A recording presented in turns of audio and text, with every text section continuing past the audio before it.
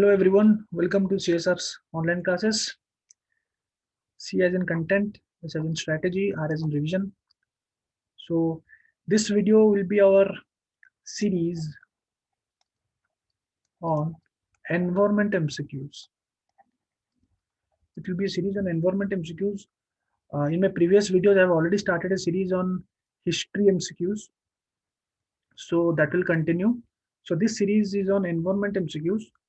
So here, what you can do is I'll be doing 10 MCQs per day. 10 MCQs per day. So not per day, like in 2 days or 3 days, I'll be putting videos which will continue some. So it will be high on content as similar to our modern history MCQs. So here environment it will be high on content. So also I'll be providing you some tricks like how to solve, how to eliminate the options. Okay, so that will be our main focus, how to eliminate options. So let's start.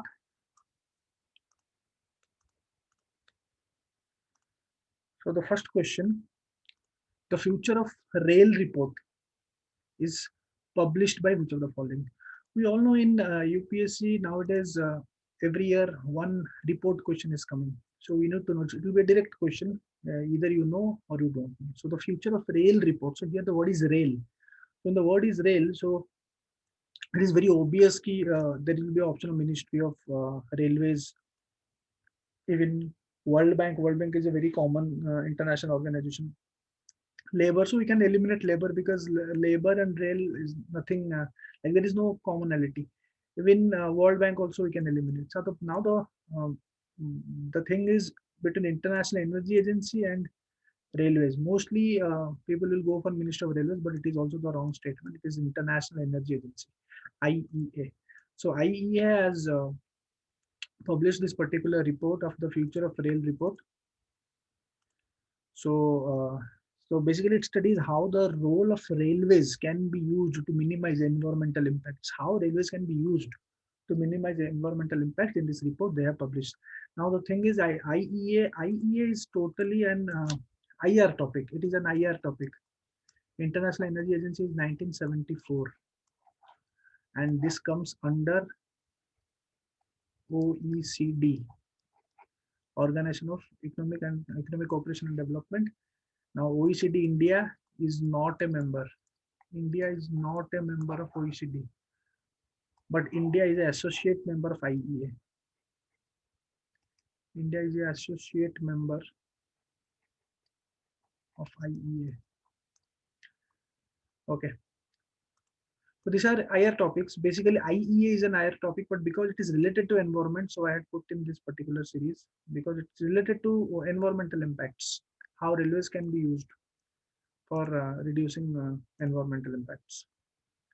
Okay, next question. Which of the following is mentioned in the Windhoek Declaration? Now, Windhoek Declaration, it is uh, an important thing. It is like in-depth part, I understand, but still then it is related to our present situation. Now, is it related to marine conservation, pluralistic press, like press freedom, or wetland protection, or peaceful use of outer space? Now, if you see marine, wetland, these two are environmental related. Outer space is also a bit related to environment, but it's a separate topic.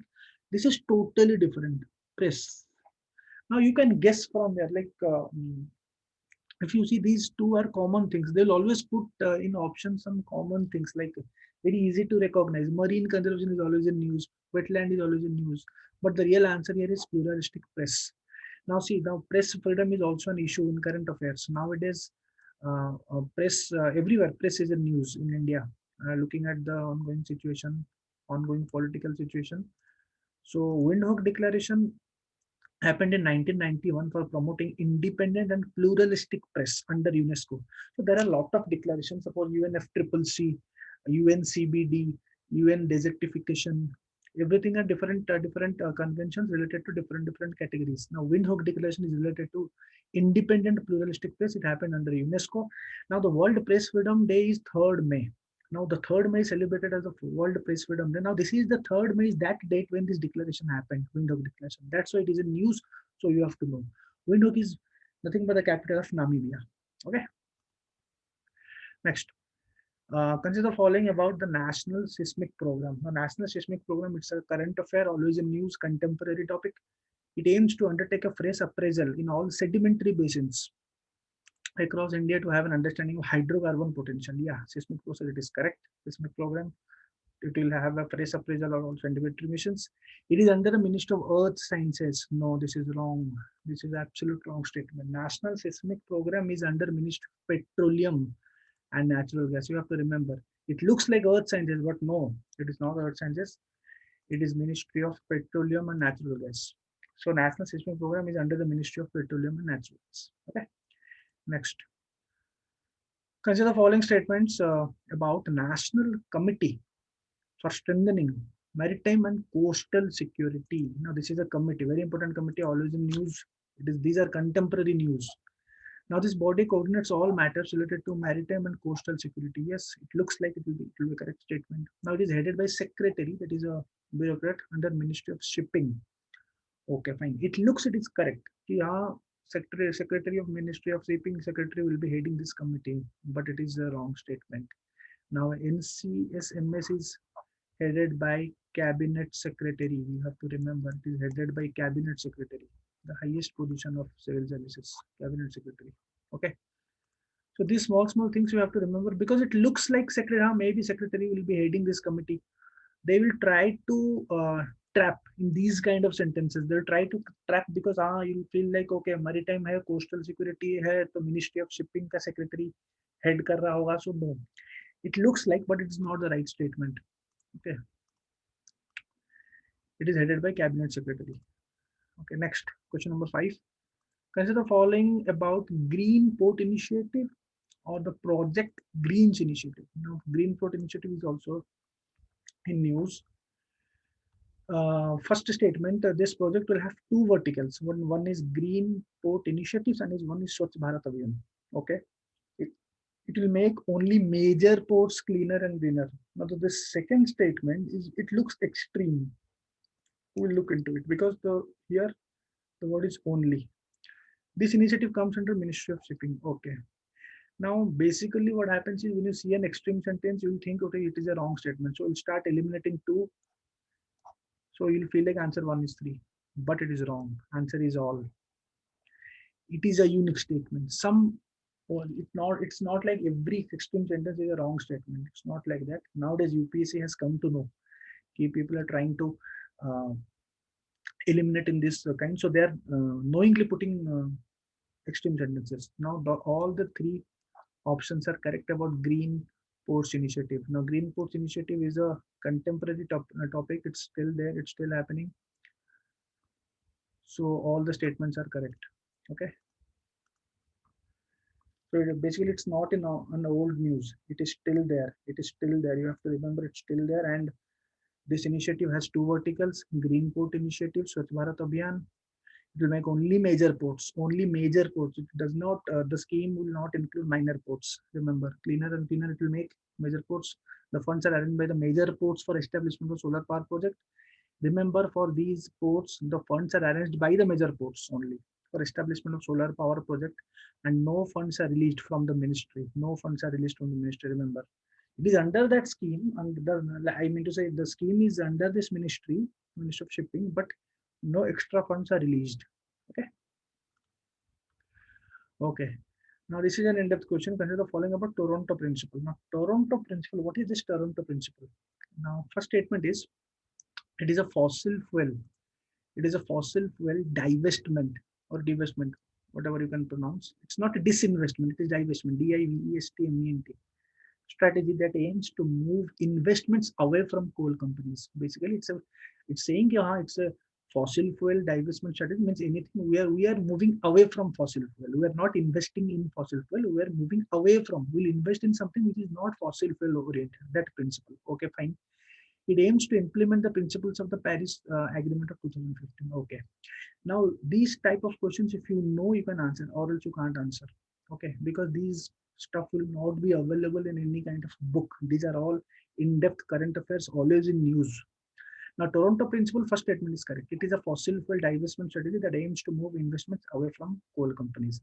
Now the second statement, it aims to implement the principles of Paris Agreement. Yes, this is also bad. It means it is not under Paris Agreement. It is not under Paris, but it in a way complements the Paris Agreement. Complements, or you can say it it supports the principles. It supports the principles of or the objectives of Paris Agreement. Now, obviously, Paris Agreement says in order to combat this environmental degradation and climate change, we have to move away from fossil fuel, right? So this is the strategic Toronto principle. Now the point is who started this principle or from where it came. This Toronto principle was coined. The term was coined by there was a personality. Name is Benjamin A. Franta, Franta. Benjamin A. Franta. He had written an article, and in that article only, University of Toronto's some University of Toronto, he had mentioned some article, and he gave this principle. Now, and in today's time, this principle is a very famous principle. Most of them are following this principle to move away from fossil fuel. Okay. So these are some information which you need to know, because they can be put in wrong options. At least you can eliminate in some other questions. You can eliminate. If you know this, you can eliminate. If you do not know, you can't eliminate. So the main thing is you have to do just some 2 to 3 steps beyond those our conventional books in order to know all these things. Okay.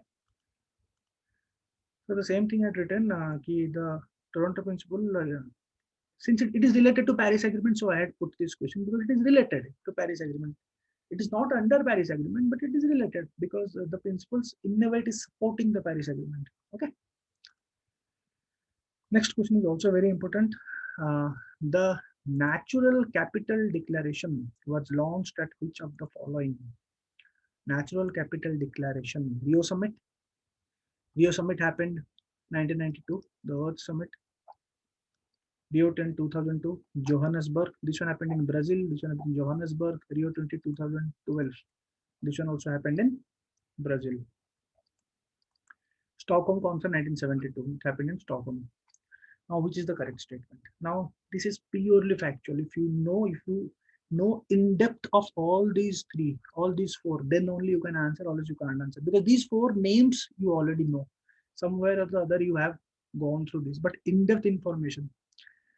So the answer is Rio 20, 2012. In 2012, Rio 20, lot of things have happened. Lot of things.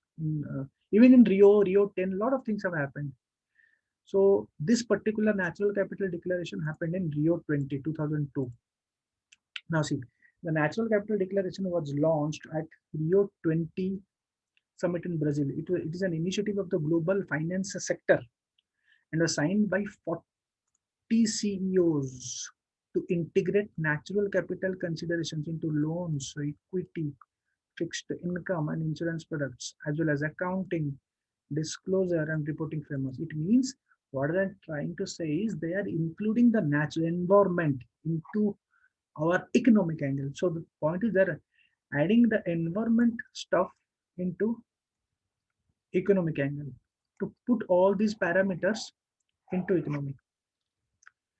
Natural capital. So the term natural capital is not a new term. It was first used by 1973 by E.F. Schumacher in his book Small is Beautiful.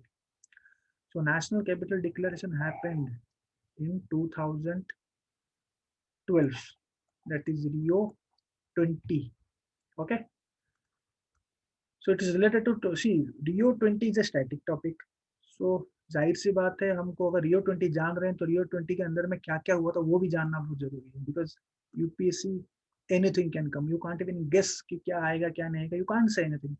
So it's better if we have full preparation and go to an exam. Okay, next. The equator principles. Now this is also very interesting stuff. The equator principle sometime in news is related to which of the following? Now what is this equator principle? Is it related to north-south cooperation? Is it related to combating desertification? It is related to biological diversity, or whether it's related to environmental and social risk in project. And if you see here, two statements are very like it is attracting to our eyes. First, that is statement B and statement C. So basically, most of the people will go with either B and C, but both are wrong. Desertification is a news, but it does not mean that every question will have the same answer. Biological diversity always in news. That does not mean that equitable principles right answer will be biological diversity. No. So the real answer is environmental and social risk in projects. Like any kind of economic project, what are the environmental risk and what are the social risk? All those things are mentioned in equator principles. Now in equator principles, now the thing is, okay, fine, you came to the environmental and social risks. Now from where these equator principles came? These are nothing but standards. These are standards. Equator principles came in 2003. 2003. They are an internationally accepted framework or standards for identifying and managing environmental and social risk in project finance.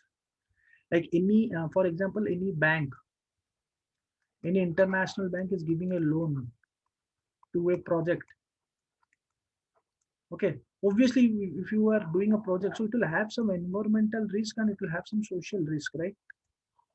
So all those things, like what are the risks, how to get rid of them, are written in these equator principles. Now, these equator principles, they were formally launched. They were formally launched in 2003 in Washington DC. In Washington DC, 2003, and they were like these are the frameworks they were established by. Like the frameworks, the principles were established by standards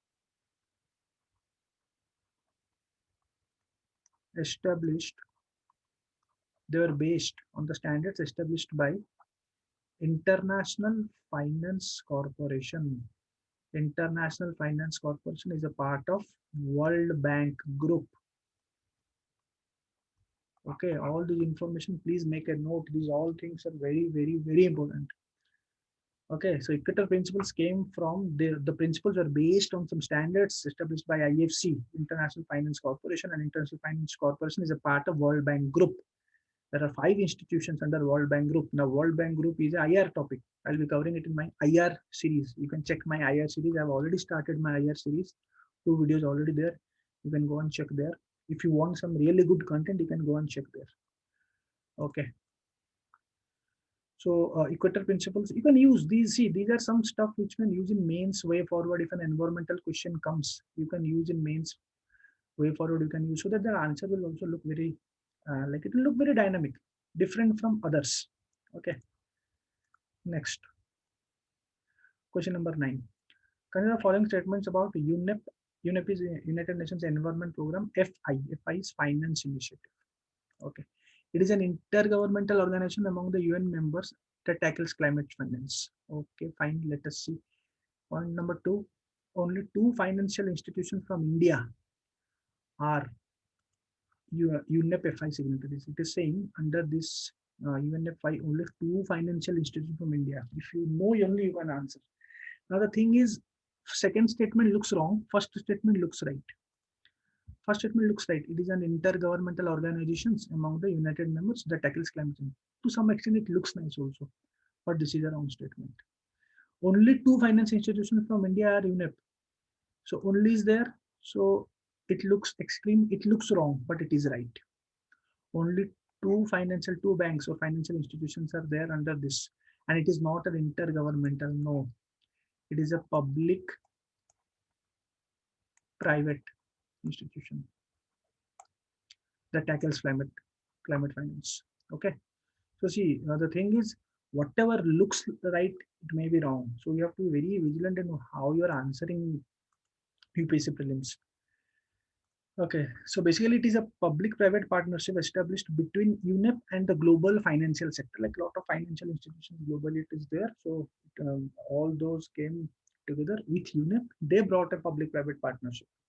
Like they will try to finance environmental projects. Only 2 finance institutions from India, that is ILFS and Yes Bank. If you remember, ILFS and Yes Bank are the 2 financial institutions with a signatory to UNEP FI. Okay, last question, very important question. The X-rays images of wildlife products The X-ray images of wildlife products recently news is published by. Now you have to know, because X-ray images of wildlife, it is directly related to our wildlife. Okay. Now see the options: WWF, Wildlife Fund for Nature; IUCN, World Wildlife Crime Control Bureau, that is a WCCB, or UNEP. See, the answer is all the four options are very common. The most common is point number B, point D, point A is also, point C also to some extent it is common. It has some uh, Operation Cape Korma, and a lot of operations it carries out. It is a police agency, a wildlife enforcement agency under WPA Act of 1972. Now the answer is this: Wildlife Crime Control Bureau. It is the right answer. X-ray images. It puts a publication X-ray images. Okay. So this is the stuff which you need to know. The X-ray images. This particular you can say magazine is published by Wildlife Crime Control Bureau. So that's it for today's. You can check my test series. You can check. There are around 8 to 10 test series as of now. Like 8, 9 is going on. It gets updated. You can go to my website www.csrclasses.in. I'll be putting more 10 questions again in one day or two day after tomorrow. So keep watching. Thank you.